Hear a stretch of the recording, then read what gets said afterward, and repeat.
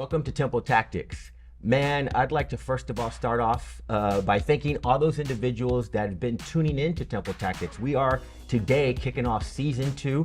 We wrapped up episode 10 last month. We are now on episode 11, and we're gonna go deep in this one. We're gonna go into hip hop history. You're looking to next to me an individual that is the West Coast pioneer. He's even the godfather of West Coast hip hop, Alonzo Williams. Thank you for coming. Appreciate you being a part of Temple Tactics. Glad to be here. Kicking off the second season, it means a lot because I'm a hip hop historian and you're all about the West Coast hip hop history. Yes, sir. So for those that don't know you, just, quick 1 or 2 sentences, who's in Temple Tactics today?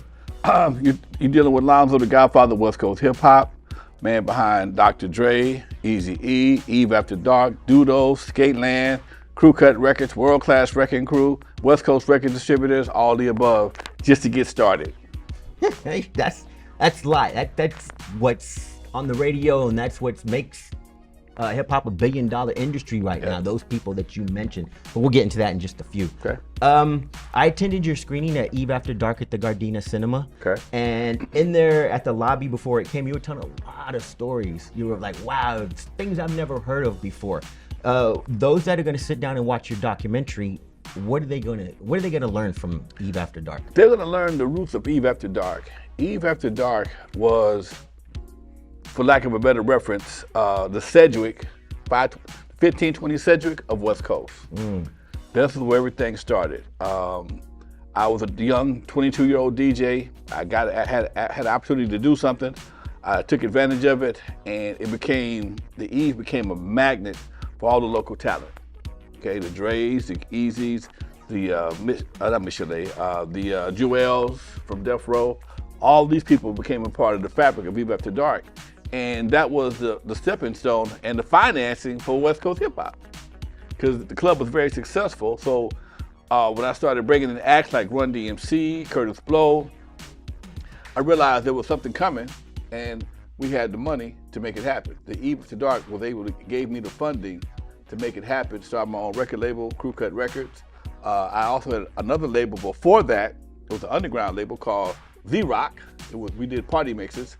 I had about 4 or 5 labels under that, doing that kind of situation. Z-Rock, Cut Up, Mix Masters, and Scratch Masters. Mix it up, and something else. I forgot, it was 50, 40 years ago. But yeah, I had a lot of labels. But again, the Eve After Dark was the pinnacle for all that, just to get everything started.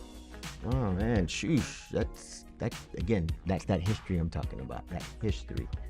You grew up in a different era of music. Rap music definitely was not your soundtrack to life. No. What was the music that had you going, yo, I want to pursue a musical career? Man, when I grew up, I wanted to be a part of the Jackson 5, dude. You know, the Love You Saved, the ABC. Me and my partners used to get in the backyard. We just mimicked like a karaoke type. They wasn't karaoke yet, but it was like a karaoke type situation where we would get in the backyard with guitars and do all the Jackson 5 moves and just have fun with it. So the showmanship was always a part of my growing up. It's just the music changed. And it equated to World Class Wreckin Crew, Yes. where you did that showmanship. Yes. If you've seen all those old videos, people, you'll Yes. know what he's talking about. So I would say you listen to R&B, all that good stuff coming up. You probably now do listen to West Coast hip hop, what I like to call reality rap and other genres of music. What do you think of today's rap music? I mean, locally or even the big names if you want to go there. You know what, man? I can sit here and do like everybody else does and praise it to be, oh man, it's not. To me, it's not that. It don't have the longevity. It don't have. I don't hear another Tupac. Well, maybe Kendrick Lamar, but even Tupac. One thing about old school hip hop that I, as a DJ, can appreciate, it gave you something to dance to. Right.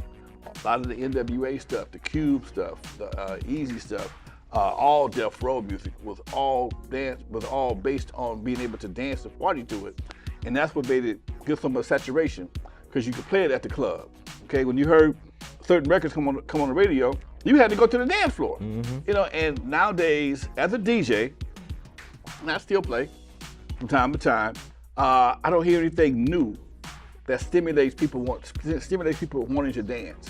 And that's where I think it fell off at. You have a lot of disrespect a lot of vengeance, a lot of hatred, a lot of braggadocious bullshit. Excuse me, braggadocious BS, and it doesn't have the fiber, the same muscle behind it, man. It's like, people doing things just to try and. My partner gave it a great name. Got a lot of shock hop. Okay, we got a lot of shock hop. Okay, and that's what everybody goes for, the shock value to try and go viral. And back in the day, we was trying to go for something that was going to go on the radio, that was going to sell, have some longevity. Most of my records, man, are 40 years old. I still make money on them 40 years later. Nice, decent checks 40 years later. That's dope. That's being free. That's being free. I still owe my masters. Yes, I do. Okay. Yes. So yes, and my publishing. So yes, these are some of the things that I learned early on, and everybody else was signing the labels. I created my own label, and I didn't sell out. Can you tell us how someone at such a young age comes up to end up running into Eve After Dark, managing it and owning it? My dad. Oh, okay. He watched my documentary, Eve After Dark, which is on Tubi. Little plug. Please plug it. You'll find out that my dad was a big part of my career. He was the first. He loaned me the money to buy my first set of turntables from Sanyo Belt Drive turntables. Belt Drive. There wasn't no 1200s yet, and I went to broadcast school. I invested in myself a long time ago. Fresh out of high school, I went to broadcast school, a school called Los Angeles, the Don Tracy School of Broadcasting. It was off of over by the Crenshaw Mall. It's no longer there, of course, but I did a 6-month course over there. Got a third-class broadcast license and was a qualified radio DJ. And disco was jumping off at the same time. I had some personal issues. My mom was sick with cancer. I couldn't leave California. I got offered a job, couldn't leave California. And disco was popping off, and there were no black discos. If they were only small clubs that played disco music from time to time. And some of my buddies started giving dances. And they would give what we call disco dances. And I adapted the name Disco Alonzo, okay? And it kind of worked out. And I started doing more and more shows. And me and a buddy of mine started renting a club off of Torrance Boulevard, Alpine Village. Another historical important part. We started renting Alpine Village, and it blew up. And because my mom, eventually she passed, I lived in her house. Her and my dad just split up. He'd come by and see me from time to time. And one day he called me on a Saturday morning, never forget, it was a Saturday morning, because we only did Alpine on Friday nights. They always had something booked on Saturdays. So Saturday morning, he came by to do something, and I'm in my bedroom, I'm counting money. Where you get all this money from? It's like $400 or $500. And for at that time, 20-year-old dude, to have like $400 or $500 on a Saturday night. No wonder your dad asked you that question. My dad, what are you doing? Okay, and I told him what I was doing. He said, ain't that much DJing in the world, because he didn't know anything about this art. And so I said, hey, my old man thought I was selling dope or something. Okay. So, hey man, don't kill me. He told me, if I ever catch you something, I'm gonna kill you. Don't kill me, don't hurt me, please, don't hurt me. Come by, I'm doing it again in 2 weeks. Come by and see what's happening. Give me that, give me 2 weeks. And he came by Alpine Village 2 weeks later to make sure I wasn't lying to him. And it was off the chain. And he's like, well, what do you got? How much you pay for this? What do you do here? What on that? Then he went and told his buddy, who had just built a second floor to a banquet hall over his nightclub. That was Eve After Dark. And I went over to his buddy's office with no intentions whatsoever of opening a nightclub. I'm just trying to I know the guy. I'm trying to get reintroduced so that I can rent it a couple times a month like Alpine Village. Right. And the old dude said that, nah, if you want this, you gotta take it every week. Huh? Every week? Yeah. Nobody had ever done that before. Nobody had ever done that. I'm 22 years old. I just got fired from my last job. Actually, I'm 21 because my birthday was a week before I opened the Eve After Dark. Damn. I was 21. The Eve opened on June 22nd, 1979, and I just turned 22. And that was the beginning of West Coast history. And like I said, he told me I could have it every week, and it started off very slow in the beginning, but eventually it picked up and became the hottest spot in the city. Yeah, for sure. Let's talk about that. Eve After Dark was not just a dance club. No. You had contests, popping and locking, comedy sets in there, rap performers, early rappers came in there. Tell us about that. Who were some of those people? Well, people like Robin Harris, D.L. Hughley, Dr. Dre he worked there. DJ Yella worked there. I had access to the whole building. So even when I didn't do Eve After Dark on the second floor, I could do the first floor, do an off night at the some club downstairs, which is called Jeffy's. And it just gave me, he gave me the free reign of the venue to bring in kids upstairs and adult venues downstairs. So by doing that, I would go to Hollywood to the Comedy Store on Sunday nights, on my off nights, and I would talk to Richard Pryor. I talked to David Brenner. I talked to everybody. Right now, you didn't know this guy's important. I would talk to everybody. I thought I turned this thing off. Alonzo Williams, right here, world-class Wreckin crew. I would talk to everybody like I'm talking to you. Back then, everybody was broke. We're talking 45 years ago, man. And all these up-and-comers at that Everybody time. was up-and-coming, okay? And some of them would come to the club, hang out. They were looking for places to perform. There weren't any other comedy clubs, especially for black artists. So we had a little room in the back of Jeffy's, and we called it the Babylon room. That's where we did all our dirty stuff. So they told Nice name. blue jokes back there in the whole 9 yards, and it became a room, a workout room for up-and-coming artists. Okay. And then Robin Harris, he would come up and host Eve After Dark on Saturdays for a while. So it just then I have singing contests. That's where I met Joelle from Death Row. She come up there and nobody can compete with her. Nobody. I mean, I didn't even talk about her that much in my book, but with some people I forgot about, rest of her soul. But she was one of those people who has been talented since she was a kid. She was 15, 16 years old coming to the Eve and killing the singing contest. So, all these people eventually got into the music business, and I led the way on that. I don't know if you did. Did you mention any of the rap performers that came through there? Run DMC, I brought them out to LA for the first time. I brought Curtis Blow first. Then Russell sold me Run DMC because they weren't that popular yet. Sold me. He said, I wanted Curtis Blow. Hey man, how about my brothers? I said, Run DMC, we played their records, but their records hadn't really caught on yet.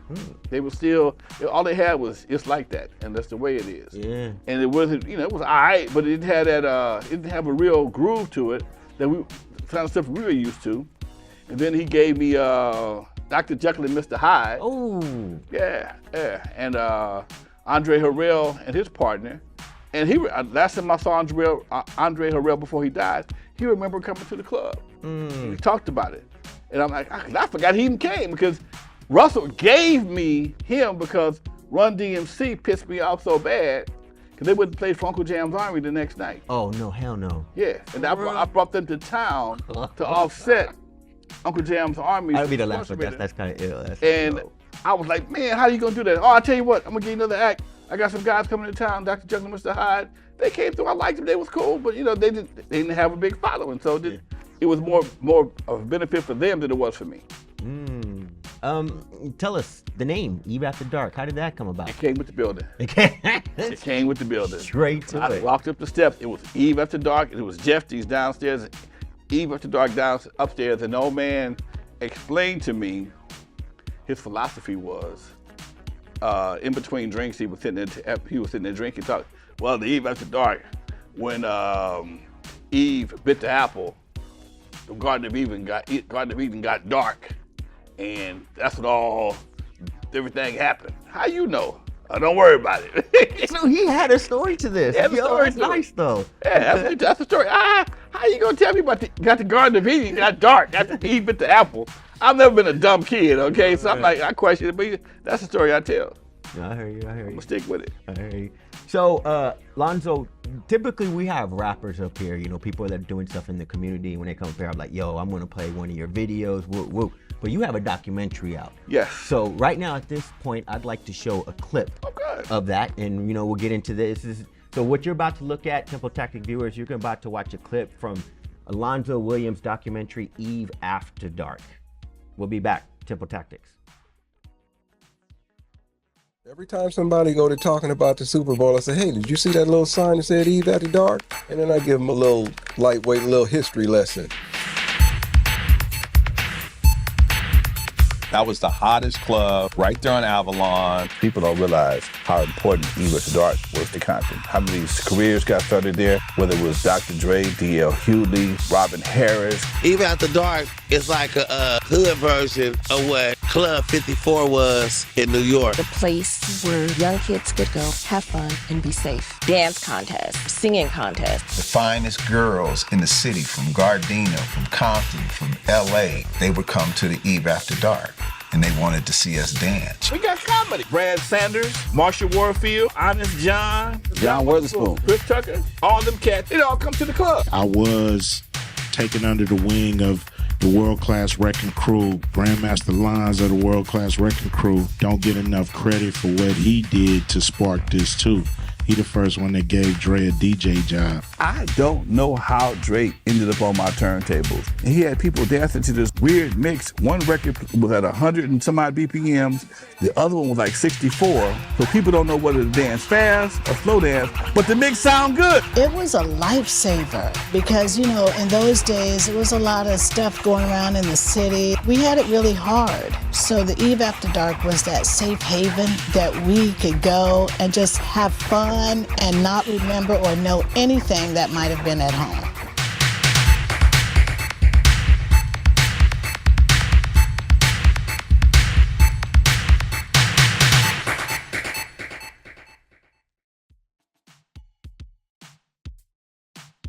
Welcome back, man. You just saw a clip, Temple Tactics. You saw a clip from Alonzo Williams' documentary, Eve After Dark.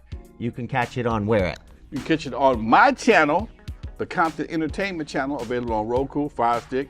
All you gotta do is go to your App Store or Google Play or your App Store and download the Compton Entertainment channel. You can find it on Tubi. It's two different versions though. Oh, okay. It's two different versions. It's also on YouTube. The Tubi version and the YouTube version are a little bit more polished. Okay. But in the version on my channel, which I've seen, it's a little more street. That's where I watched it. Yeah. And then I saw it at the Gardena Cinema, right? Whatever. It's a little more street, so a little bit more raw. So we had to, sometimes when you go to a certain level, they ask you to clean up certain things. Right. So on the other version, we kind of left it raw. Okay. So let's get back into Eve. In 1979, you're managing this teenage club in Compton, border LA, if I'm not mistaken. It stays open till 4 o'clock in the morning. Sometimes 5. We advertise on our flyers 10 to 6 in the morning. Ooh. So, what did you charge to get in Eve After Dark? And the reason I asked that question is you also gave lifetime membership cards out. What's up with all that? They had a lot of promotions on television. 99-cent burgers, 99-cent this, 99-cent that. You can go to Wendy's and get a cheeseburger for 99 cents back in 1979, okay? So one of the things we would do on Fridays to get people coming in early and to compete with the football games, okay? Because football games would wipe you out. They would wipe you out on a Friday night. If it's football season with some home games between Centennial or Compton or Locke, whatever, you get wiped out. So everybody didn't go to the football games, but we gave them something else to do. So we charged 99 cents from 9 to 9:30 to get to Eve After Dark. And we have a line wrapped around the corner. After that, it was $5. By the time you got 200 people in the club for $1, and those usually the young kids. So now you got a good base for the night. You're already making some money on the cause at 931, it's $5. So everybody if we cut the line off, you got to pay the $5. So now a lot of times the kids would leave early, 11:30 or 11:30 or 12, because they got to be home. The youngsters, and then the older folks come in. The 19 and 20-year-olds will come in. So we're able to keep it open late because we catered to 18 and over, but we would let them in as young as 17, 16, depending on what time it was. But we knew at a certain point in time, back then, kids would have to leave because the parents dropping them off. That kind of leads me to this next question. You can come right going into it. So did you purposely open up Eve After Dark? Like you set out to have a space for teens to be active and stay off the streets, if I may? You know, that was something that I always had as a young man growing up right near Compton. We always had events at Campanella Park, Gonzalez Park.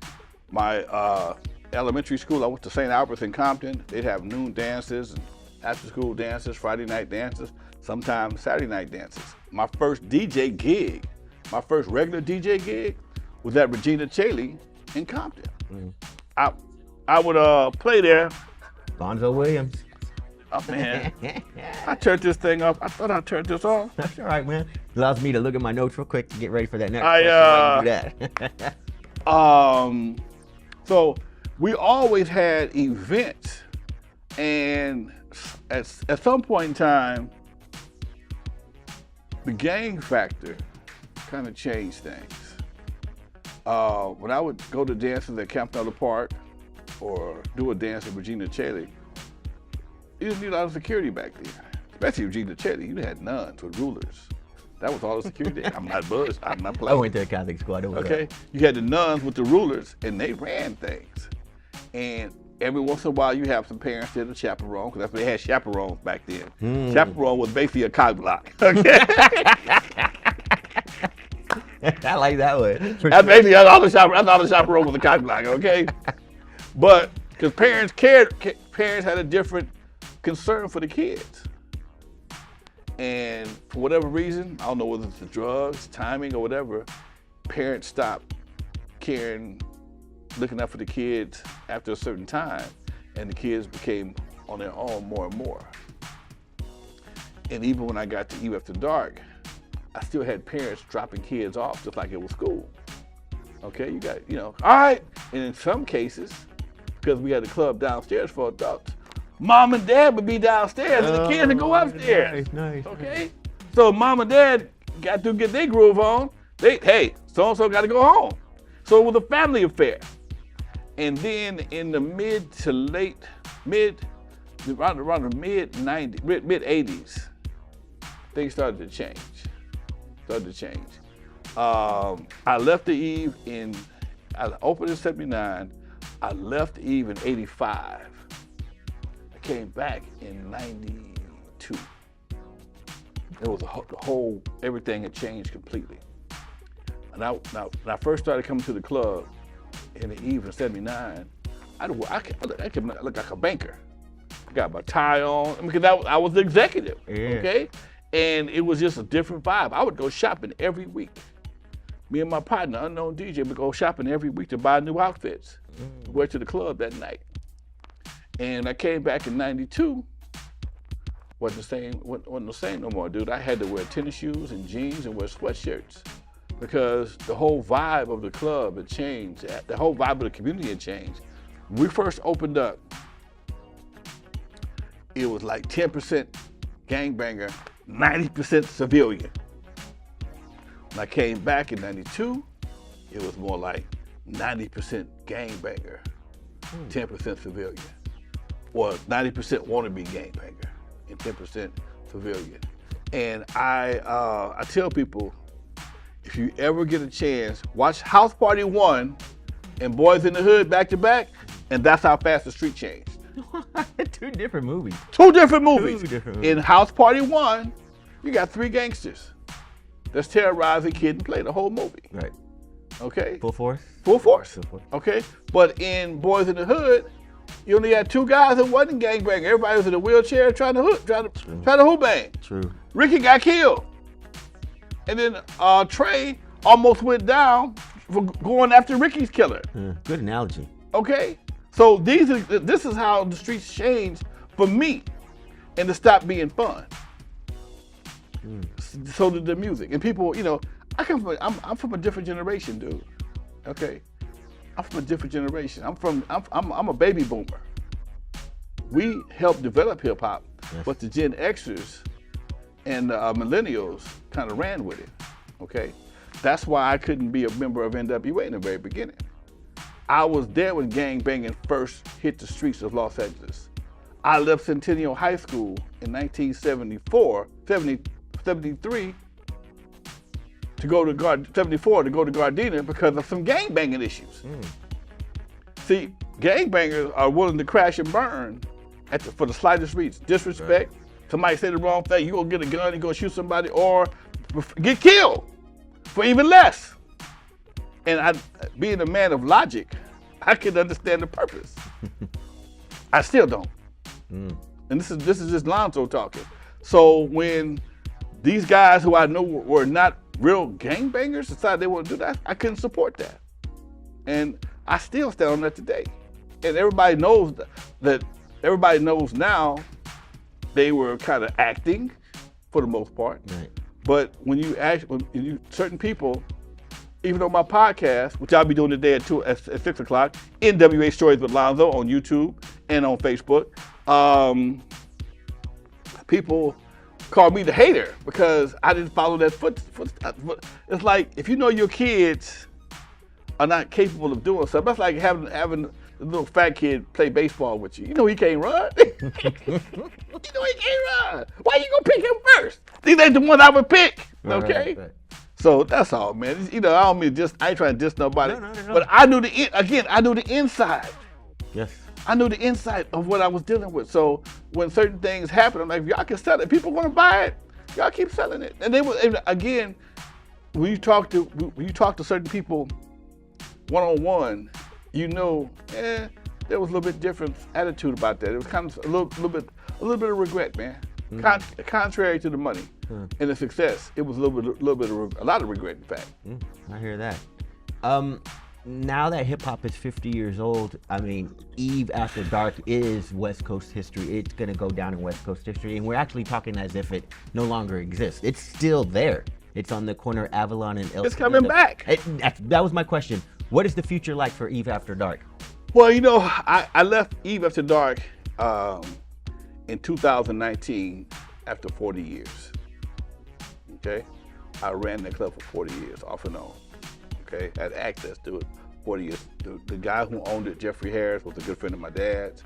Me and all the sons, we were super cool, grew up together. And old man got sick, and he decided he wanted to shut it down. Excuse me. Oh man, that's that fillet of fish. In 2022, when Dre did that tribute in the Super Bowl and made Eve After Dark a worldwide name, the son who runs it called me up, hey man, we got something, we need to do something with it. I said, we sure do. And he made me an offer I couldn't refuse, so we're looking to relaunch Eve After Dark 2.0. 45 years to the day. June 22nd of this year is a Saturday night. And we plan to bring it back 45 years to the day. And your birthday's in that month as well. My birthday is a week before, June 16th. Ooh, there you go. That's a goal right there. Yeah. So yeah, we're looking to do all that, man. And we're gonna it's being remodeled. It's gonna be a place of nostalgia. Also with some modern day technology, Wi-Fi and the big screen TVs. But some of those TVs will be playing, we're screening videos and things of that nature.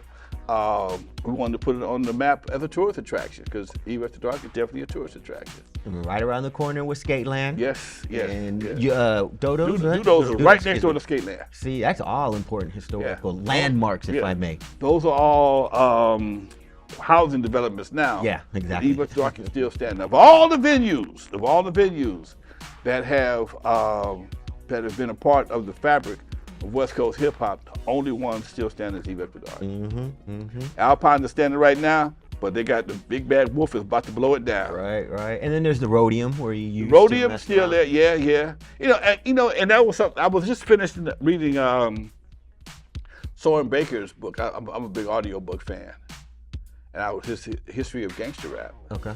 And I listened to it, and as I'm listening to it, it shows me how much people don't know. Oh yes, very true. About West Coast hip hop. Very true. The Rhodium swap meet it was already a swap meet, but Steve Yano, the guy who ran Rhodium swap meet, him and his wife Sue. I met Steve in the streets. I was selling my bootleg records. And when I sold bootleg records, to me it was like selling dope. I'd walk in, look around, see who's in the store. Oh, is anybody here? No, come on. All right, so I load the records. Because at the time, on every record, back in the day, it says, illegal copying is a federal offense. Oh, yeah. Okay? And I always thought the feds was looking for me. The feds might find me, it's VIP or whatever. So one day I'm down on Pico, and I get ready to pop my head in, and the guy who ran the store, his name was George, and he was talking to Steve, and George said, "Come on in, man." So I'm like, "Oh shit, I know this dude right here." And so I got a dolly full of records, and he's like, George opened up the box, and Steve says, "I've been looking for you." I'm like, "Uh-oh." You're ready to bolt. George said, no, he's cool. He said, "Now I heard, I've been seeing these records around, man. I want to buy some." Am I being set up or what? He said, "No." The guy said, "He's cool, man. He's cool." So me and Steve became super cool. So Steve became one of my best customers. R.I.P. to him. I mean, he would buy hundreds at a time. In fact, I would have a Rhodium order. He would buy 2, 3, 4, 5. Because at one time, I had like 5 numbers that rolled at the same time. He'd buy 300 here, 200 of these. You know, as you get older, the numbers go down, but still, we kept cranking them. And he always paid cash. He always paid cash. I love that part. You love cash. Yeah, and that's how he got into the the fabric with us. Cause he come out of the pad to hang out. How do you make these things? Well, I show him in the studio. I've never been a gatekeeper. And I come on back. So I got a studio in my house, and that was where we made all the records at. You know, we make them right there in the studio. And he saw what he was doing, and he invited Dre. And sometimes I'd have Dre take some records down to the studio to swap meet, and they get to mix it, and they all became buddies. But again, these are some of the things in hip hop that people don't know. Right. You know, I brought a lot of players to the table. Greg Mack, when he first came from Texas to California, one of the first people he met was me. He took over K-Day. Took for K-Day. Greg Mack from K-Day. When he first came, I just shut the Eve After Dark down. I was about to move to Dudos. I was a little paranoid. And again, I had these bootleg records. And Greg heard one of these bootlegs, and he says, I want these every day for the traffic jam. Oh, okay, yeah. And he would give us the records and tape to make them. And Dre and Yellow would mix them, and I would shoot them up to K-Day every day. But in exchange for doing that, he would promote Dudos on the traffic jam. The traffic jam is brought to you by the World Class Wreckin Crew. You can find them every Friday at Dudos Music Center, 135th and Central. Oh, damn. So it was a great deal for me. Yeah. So we all made money, and that blew us up. And we kept making records, and then eventually he got his own mix masters. But we started making legitimate records. We made Juice and Surgery, and he played them. And so plus our first gig in LA, the first gig World Class Wreckin Crew ever played in Los Angeles, we opened for New Edition. Oh, where at? Fremont High School. Fremont High School. Yeah. K-Day had a contest, and the best school who did the most something or another won a free concert with New Edition. I didn't know who New Edition was. They were little kids. They're like 13, 14 years old, man. I didn't know these kids. Yeah. But when they came on the stage, they lit that stage up to no end, and all the girls got to screaming, and then we brought them to Dudos that night. Oh. And that's how it worked. again. And The money. So yeah, we had. I mean, these are the kind of things that that if you weren't there, you'll never know. right. You know, I justify, I explain it to a lot of people that it's primarily, unlike Cool Herc of New York, all these guys around the same age, Grandmaster Flash, Africa Bambaataa. Right. I'm older than everybody else. Okay, I'm older than Dre. I'm like 8 years older than Dre. Now here's another secret. Dre grew up on the same block as me. Oh, His okay. dad lived down about 4 houses from me. Okay. I'm 12 years older than Cube. You're more like a mentor. Yeah, so when I opened Even at 22, Cube was in the 5th grade. Yeah. He in the 5th grade. Okay. Historically, that's not. See what I'm saying? Yeah, So yeah. they didn't grow up with me like that. So my story is unique to them. They met me, Cube met me after Eve After Dark. Dre met me, I knew about Dre. I seen him in the neighborhood, but I'm hanging out with an 8-year-old kid. I'm 16, he's 8. What we doing here, okay? Right. Sing R. Kelly, okay? So when he came to the Eve, I must have been 25, he was about 16 or 17. Oh, very young. So again, why would this 27-year-old man be hanging out with a 16-year-old kid? Someone got skills. You know, he because of the club, that's how we connected. So these are some of the things. Well, how come Dre don't talk? He don't know the stories. He don't know. Dre never partied with us at Alpine. He never did the Biltmore Hotel, the Queen Mary, because even when I had the Eve open, I still would do outside gigs. I do gigs at the Queen Mary. Oh, okay. We put 1,000 people at the Queen Mary and had an after party at the Eve because we stay open at 5, 6 o'clock in the morning. I do Alpine Village, bring the whole crowd back to Eve After Dark. After party. Same thing at the Biltmore Hotel downtown LA. After party. Damn. So I had a notorious run in the 80s. Notorious. Again, and I had my own money. Everything was self-financed. I had a different history. But again, most people don't know my history like that. Again, that's why I have to tell. That's why I don't mind doing these kind of shows to share these stories, because it's a whole nother history before NWA. True. I just happen to be a part of all of it. True. I heard you're a historical archiver, and what I mean by that is you had donated some world-class Wrecking Crew clothing to the Rock and Roll Hall of Fame, if I'm not mistaken. I have. I just got it back. My question is, you obviously know that the Universal Hip Hop Museum is opening in the Bronx this summer 2024. Had they hit you up? Yes and no. Speak on it if you mind. We had a meeting about this last year, during the 50th anniversary of hip hop, and they asked me to donate some items to the museum. And I'm like, you know something?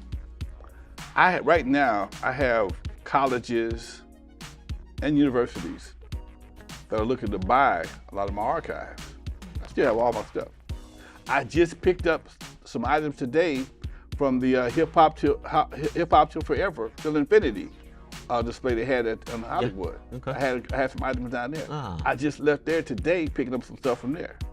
So, and I explained to Rocky, hey man, I have no problem with supporting the Universal Hip Hop Museum, but it's gonna be real difficult for me to turn down a big old fat check for a donation for legacy. Right. Okay. And again, I'm gonna say this on your show because we in California. I don't think they really do us justice, man. I totally agree. I asked that question because I'm curious on what that side is doing about this side, because there's so much history. You've been spitting it all right now. They don't understand our history, and they focus on their history. That's definitely. And I understand, like I tell anybody, just because I'm pro me, don't make me anti you. Right. Okay. I'm pro. I'm always going. That's called self-preservation. Okay. And when you ride the airplane, the first thing they tell you in the case of emergency, put the mask over your face first, and then put it on your kid's face. That's so I got to come put a mask on both of y'all. Okay.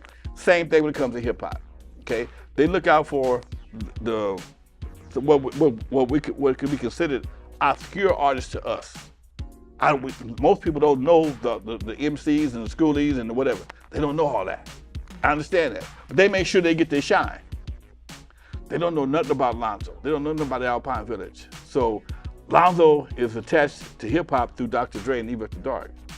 So the story that I have that will compare to 1520 Sedgwick might not have the same value to them, or my costumes might not have the same value to them as it would be someplace else.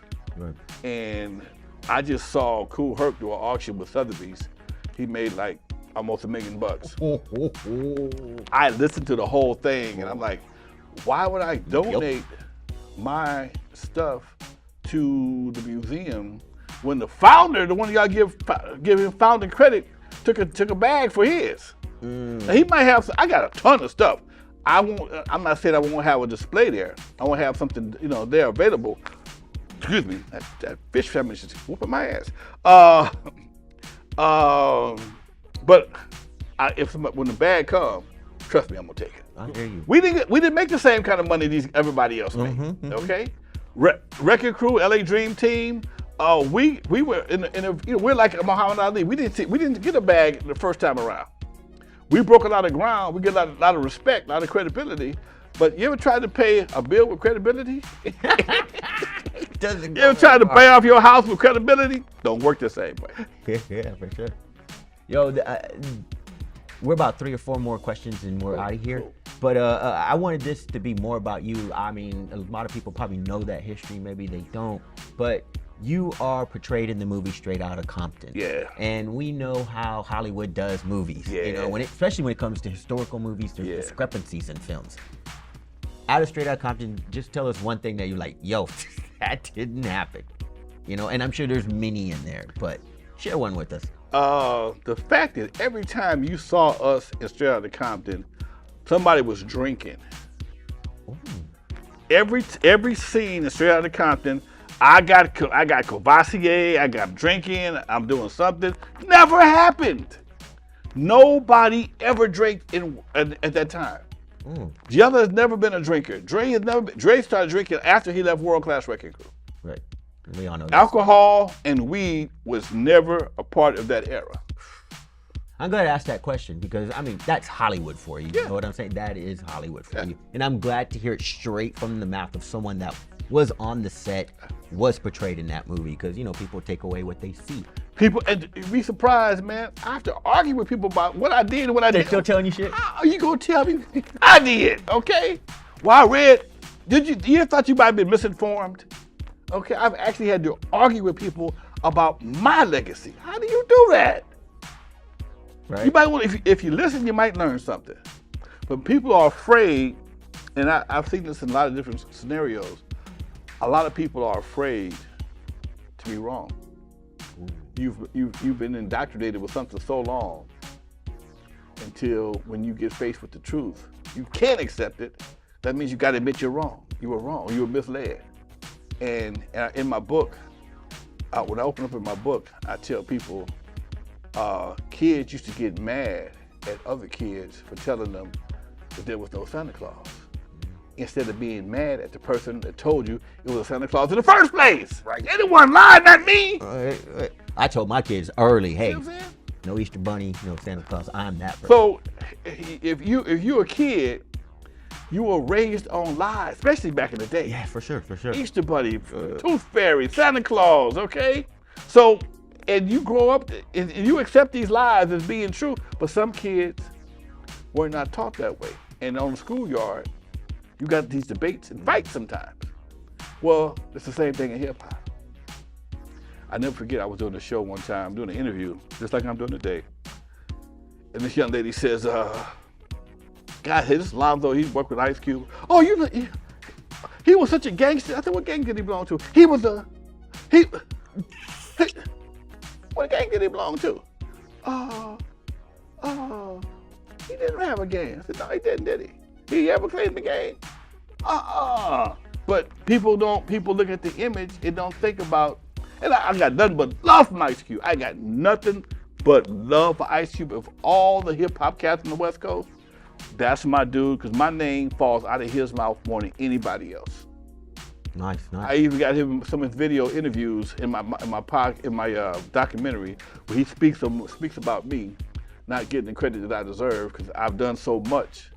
And every time he has a milestone, I don't talk to him, but I get a call.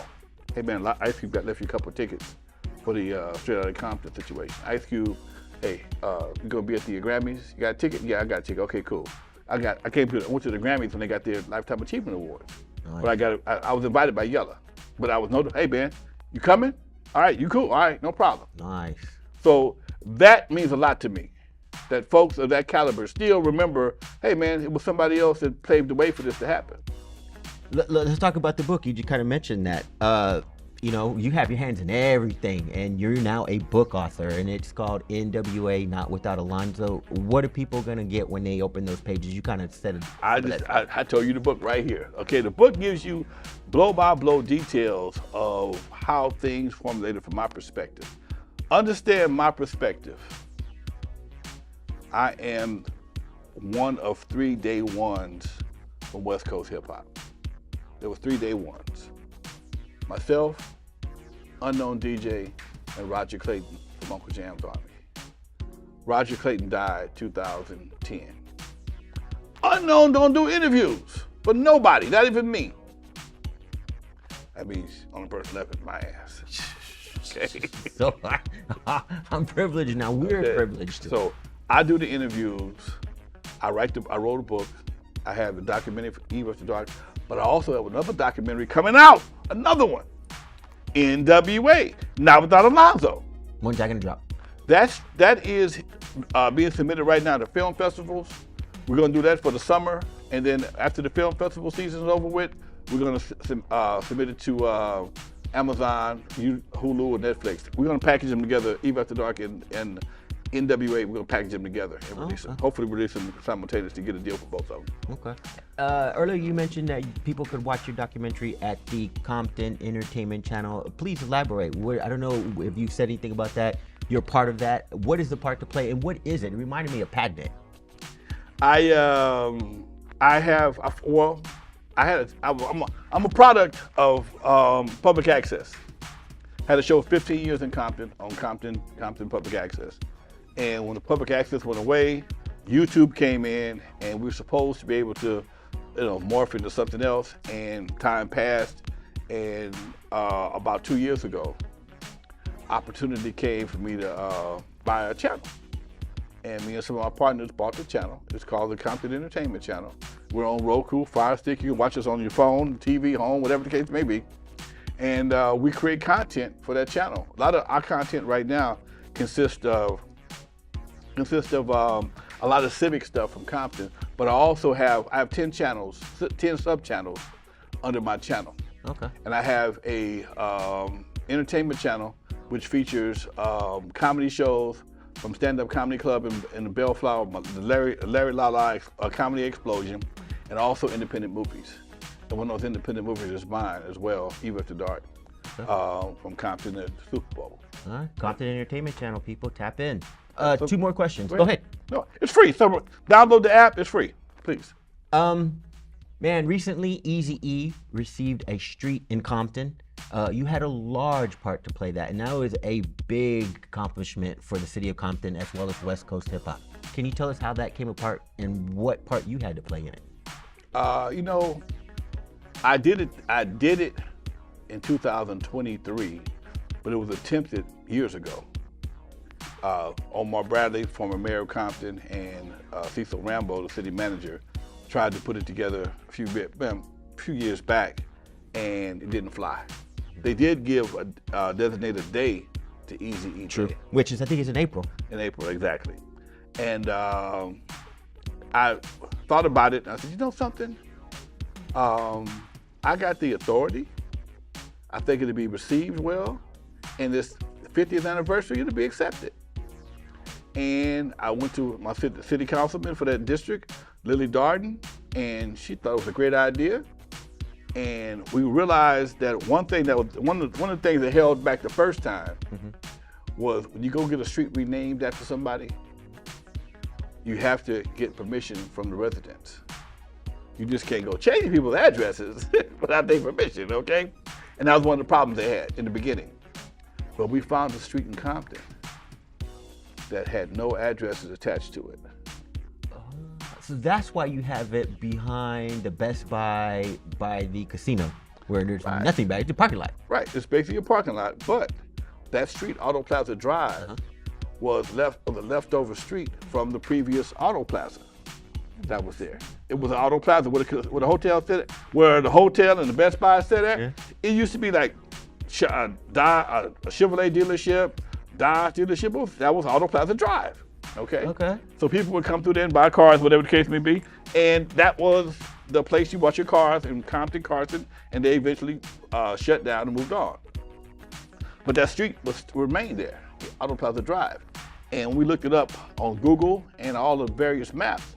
We saw that there was not one address attached to Auto Plaza Drive. It runs from behind the casino, that little roundabout, goes to Alameda. It crosses Alameda, the train tracks, and it shows up again on by the DMV. Nuh-uh. By the Compton DMV. So easy, stretch all the way there? Yeah. Oh, damn. I got it stopped right up there. No. Oh, nice. One side is the DMV, other side is Beauchamp Distribution, where it's all the liquor. And it just made for, hey, wait a minute. Who we gotta ask? Nobody, because ain't nobody. It's a city situation. So unlike most streets that are named after artists, they're honorary. What I mean by that is, the street was like Victoria, it still could be David Street, but it's gonna be David Street on top. Okay, I got you. It's honorary street after David, but on the map it's still gonna be Victoria. Got you. Okay, Easy Street. If you go there, if you call Google, Easy Street is on Google. Okay, I Googled it. That's how I know for sure. And congratulations on that. That's a big, beautiful move. You know what? A lot of heads were there. You know, it was a Godfather move, man. Well said. It was a Godfather move. That's all. You know, it was a Godfather move. You know, it was. I saw opportunity to make something happen. I'm also the president of the Compton Entertainment Chamber of Commerce. Talk to him. Being the president of the Compton Entertainment Chamber of Commerce was something that came about right after the Super Bowl. Me and one of the city councilmen, we were at a speaking event together, and we were talking about how Compton got all that exposure, and there was no way to take advantage of it. It's just a bunch of oohs and ahs. And I'm like, you know, there are ways we take advantage of it. We just got to figure out a way to do it. Well, it's not his job as a city councilman. It's not the police department's job. And you know what? I said I got all this credibility, but Compton got this history. And a friend of mine, I was talking to a friend of mine. He says, "Man, you ought to form the Compton Entertainment Chamber of Commerce." And lights went off, bells went off, ding, ding, ding, ding, ding, ding, ding. And that's right up my alley, because I'm an entertainment guy, you know, and with my history, it makes it even, I ain't gonna say easier, but it relieves a lot of the obstacles. Let me show you what I mean by that. We're having some problems. We got stuck in some of the red tape in Compton. I go to the city clerk's office to see how to get something on the agenda so the council can vote on it. And the young lady says, "What are you trying to do?" I said, "I'm trying to get Easy Street on the agenda." Easy Street? I said, "Yeah." She says, "Oh, hey, hold on, wait a minute." I said, "You see Mumford Enthusiastic? I was on his label back in the day." Nuh-uh. Were you really? What? Where were you? I was with Menage a Trois. Come on. Never had a problem after that. What? Never had another problem. Let me just move this Let along. me move this for right you. along, okay?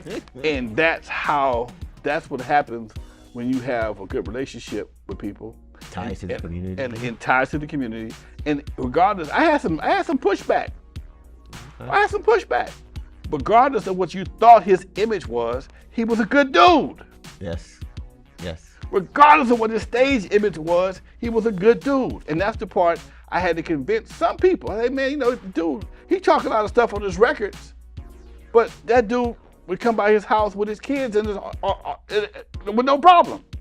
He bring his roll with his kids. There was no problem with him having his kids in his Jeep with him. Okay? Well, he would sponsor events for the kids in Compton. Right. I knew this dude's heart. So it didn't. What you're saying, you don't know him. You're going by his record persona. If that's the case, shoot, you got more people with Jimmy Dean personas and devilish background, devilish activities in anything in this game. As you can see by now, all these superstars got these devilish histories. Miss me with that one. Yeah, so, tell them. It is what it is. But that's real talk. That's real talk, man. I hate when people they use that old argument of hip hop. Yeah. Right, we're 50 years old now. Come on. I would love to see more older artists get busy in the studio. True that. Because if you kept it real. See, and me and a friend of mine was having a debate one time, Modi. We were debating about artists and older artists doing stuff, doing music. Man, the kids ain't gonna get them kids. Like they say, fuck them kids. What you care about them kids for? Yeah, you got a different reality now. You got grandkids. You got mortgages. You got bad knees, diabetes, okay? And I'm just saying the reality of the life that we've been able to evolve into it's a reality as well, okay? If you hadn't done certain things when you were young, you wouldn't be able to do certain things now. Sure. Okay? And maybe you can be a lesson to somebody if you don't do this, this, and this, or you do this, this, and this, you'll be able to live a better life when you get my age. I'll be 67 this year, dude. And I didn't do a lot of drugs. I go to bed at night. I didn't try to sleep with everybody. Okay? I made me some money, took my butt home. I didn't try to make all the money. Yeah. I made me a few bucks and took my ass home. I did, when I was younger, all night long, all day long. Nowadays, by 11:30, 12 o'clock, rolling over. And that's just how, dude, that's just the evolution of life, man. Yeah. And for us not to share that with people is what a word? Not Irresponsible. It's irresponsible to a certain degree. I'm gonna say disingenuous. Okay, that's injustice. It should injustice. I think the older artists, we get fatter. Okay, we get bald. Jerry Curl been gone. Okay, but I'm still Alonzo. Yes. I still got the same energy that I have when I was, I ain't gonna say 22, 40, okay? But it just, my focus is different, okay? My focus is different. I do math. I own a newspaper. I own the Hub City Legend. I own the Mac. I have different things that keep my mind active.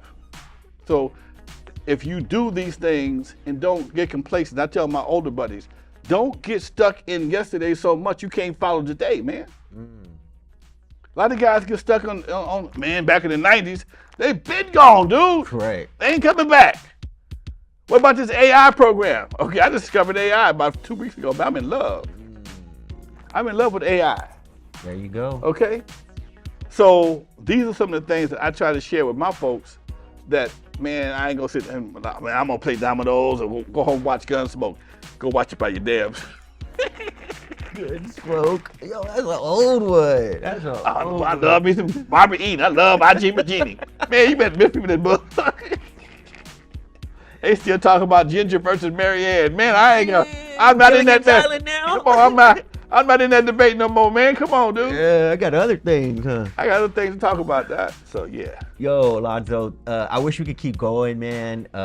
You have so much great stories. I mean, you were telling in the lobby at Gardena Cinema at your Eve After Dark premiere. Right. But I have one more question for you. I just kind of want to say thank you for taking the time to sit down and share this with us. We could have gone deeper, much more deeper. I'll come back. Come on. Come on. Last question I ask everyone that comes through Temple Tactics. What does hip hop mean to you? Hip hop, man, it means freedom. It means a chance to create something that nobody else has ever done. It's a chance to be your own man. I mean, without hip hop, I don't know where I would be. I'd probably be working for Caltrans on the freeway. Hip hop was my freedom, dude. Before hip hop, music was my freedom. When I told my dad I wanted to be a DJ, he told me I was crazy. And I proved him wrong. And hip hop helped me become who I am today. Without hip hop, I'd just be another bald head fat dude. But I'm the godfather because of hip hop. Thank you very much, hip hop. Ooh, you heard it right there. Godfather of hip hop, Temple Tactics, Alonzo Williams, world-class Wreckin crew. He has a book out right now, Not Without Alonzo, the West Coast hip hop history. Also, he has a documentary, Eve After Dark.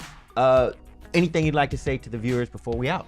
Hey man, y'all can follow me at Real Alonzo NWA. If you want to hit me up, be on my mailing list. Send me your email at 424-256-9211. One more time, 424-256-9211. Send me your email address. I would love to put you on my email list. You get keep up with everything I got going on. And this man has got his hands in everything. Alonzo Williams, Temple Tactics, 2nd season, episode 11. Thank you, Alonzo. Much love, baby. You got it. Peace.